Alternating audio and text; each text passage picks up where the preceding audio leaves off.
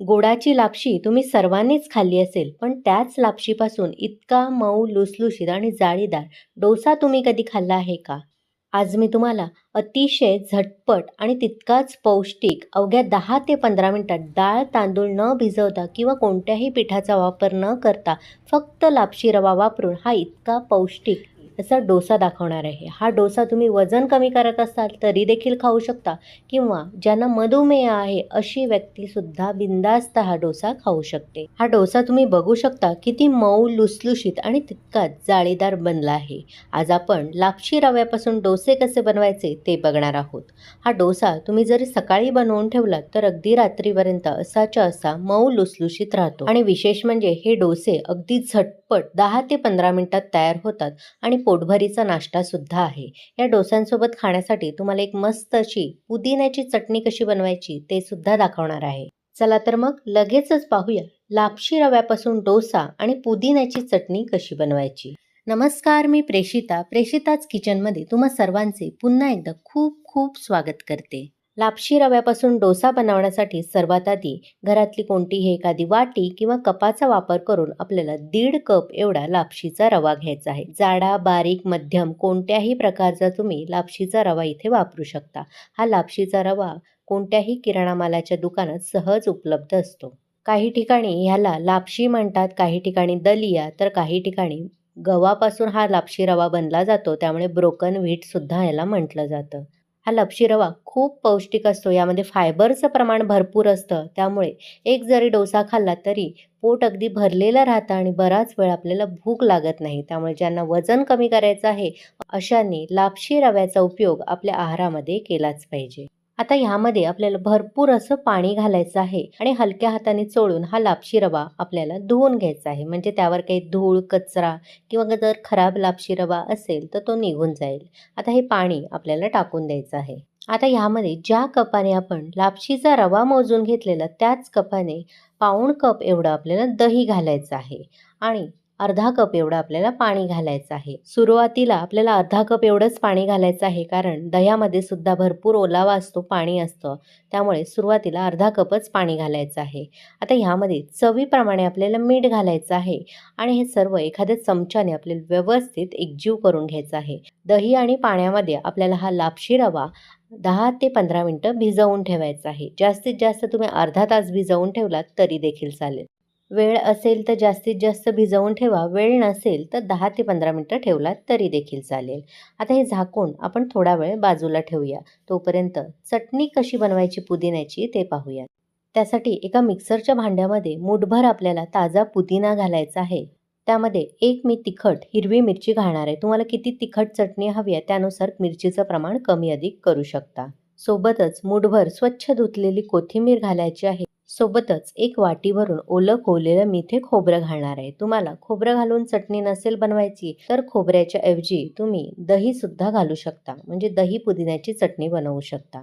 आणि सर्वात शेवटी आपल्याला एक चमचाभर भाजकी चणा डाळ म्हणजेच डाळ्या घालायच्या आहेत. चवीप्रमाणे मीठ घालायचं आहे आणि तुम्हाला किती घट्ट पातळ चटणी हवी आहे त्यानुसार पाणी घालायचं आणि मिक्सरला चांगली बारीक चटणी फिरवून घ्यायची. तयार झालेली चटणी एका बाउलमध्ये मी काढून घेणार आहे. आज या चटणीवर मी फोडणी घालणार नाही, अशीच ही चटणी सर्व्ह करणार आहे. फक्त तुम्हाला हवं असेल तर मोहरी, कढीपत्त्याची यावर फोडणीसुद्धा घालू शकता.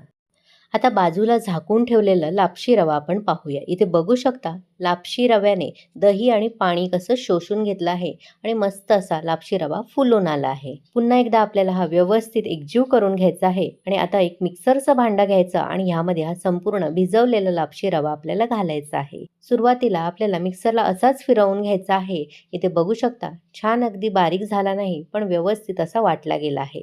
घट्टसर मिश्रण आहे, त्यामुळे त्याच कपाने सुरुवातीला आपण ज्या कपाने सर्व मापं मोजून घेतलेले त्याच कपाने आपल्याला पुन्हा एकदा अर्धा कप एवढं पाणी घालायचं आहे. या बाउलमध्येच मी घालून घेणार आहे आणि विसळून या मिक्सरमध्ये घालणार आहे, म्हणजे काहीही लापशी रवा वाया जाणार नाही.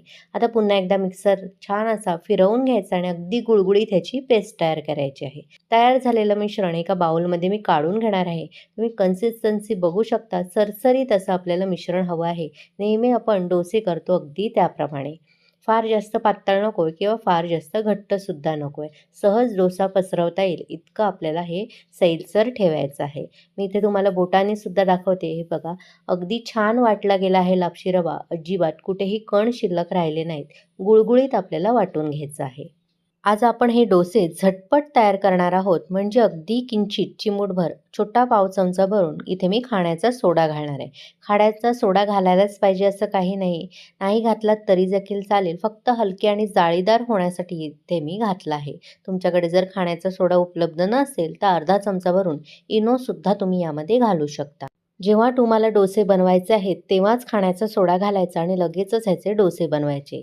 सोडा घातल्यानंतर एकाच दिशेने 10 ते 15 सेकंद आपल्याला हे व्यवस्थित एकजीव करून घ्यायचं आहे आणि ह्याचे लगेचच आता आपण डोसे तयार करायला घेऊ. डोसे बनवण्यासाठी सर्वात आधी एक तवा मी चांगला कडकडीत गरम करून घेतला आहे आणि त्यावर टिश्यू पेपरच्याच मदतीने थोडंसं तेल लावून ते लगेचच पुसून घेणार आहे. म्हणजे डोसे आपले तव्याला चिकटणार नाही. डोसे घालण्याआधी पुन्हा एकदा डोस्याचं मिश्रण व्यवस्थित मिसळून घ्यायचं आणि 1 ते 2 पळी तव्याच्या मध्यभागी डोस्याचं मिश्रण घालायचं. अगदी हलक्या हाताने थोडंसं आपल्याला पसरवून घ्यायचं. फार जास्त पातळ करायचं नाही आणि गॅसची आच आपल्याला मध्यमच ठेवायची आहे. डोसा घालताना सुद्धा आणि डोसा पूर्ण शेकेपर्यंत गॅसची आच आपल्याला मध्यमच ठेवायची आहे. डोस्याला बघू शकता किती सुंदर जाळी पडली आहे. आता डोस्याचं मिश्रण वरचं असं कोरडं झालं की आवडीनुसार तुम्ही तेल, तूप किंवा बटर घालू शकता. इथे मी थोडंसं साजूक तूप घातलं आहे. हा डोसा मी तुम्हाला जवळून सुद्धा दाखवते. पाहू शकता किती सुंदर अशी जाळी पडली आहे. साजूक तूप घातल्यानंतर काही सेकंद खालच्या बाजूने डोसा परतून घ्यायचा आणि बघू शकता रंग किती सुरेख आला आहे. आता लगेचच हा डोसा आपण काढून घेऊ. आणखीन एक डोसा मी तुम्हाला करून दाखवते. गॅसची आच मध्यम ठेवायची. 1 ते 2 पळी मिश्रण तव्याच्या मध्यभागी घालायचं. हलक्या हाताने पळीने असं थोडंसं पसरवून घ्यायचं आणि ह्याला जाळी सुटायला लागली आणि वरचं मिश्रण पूर्णपणे कोरडं झालं. थोडासा डोसा शेकून घ्यायचा. तुम्हाला हवं तर असं झाकण ठेवू शकता. फक्त 10 ते 20 सेकंदाची वाफ काढायची आणि लगेचच झाकण काढून डोसा काढून घ्यायचा. आता या डोस्यावर थोडंसं मी साजूक तूप घालणार आहे आणि काही सेकंद शेकून घेणार आहे. फार वेळ लागत नाही. 10 ते 20 सेकंदांमध्ये आपला डोसा तयार होतो. अगदी 1 ते 2 मिनिटं सुद्धा आपल्याला शेकवायची गरज लागत नाही. खालून फक्त एकदा चेक करायचं आहे. बघा, व्यवस्थित रंग आलाय, शिजला गेलाय दोन्ही बाजूने. आता लगेचच हा डोसा सुद्धा मी काढून घेणार आहे. अशाच पद्धतीने सर्व मिश्रणाचे मी डोसे करून घेणार आहे. मी फक्त मेजरमेंट कपचा अर्धा कपाचा वापर केलेला, म्हणजे एक मध्यम आपली आमटीची छोटी वाटी असते त्याचा वापर केलेला आणि त्याचे मोठ्या आकाराचे 7 ते 8 एवढे डोसे तयार होतात. इथे मी सर्व डोसे बनवून घेतले आहेत आणि लगेचच ते सर्व करून घेणार आहे. तुम्ही इथे बघू शकता सर्वचे सर्व डोसे किती जाळीदार झाले आहेत आणि तितकेच मऊसूत. सोबतच खाण्यासाठी खोबरं पुदिन्याची चटणी सुद्धा.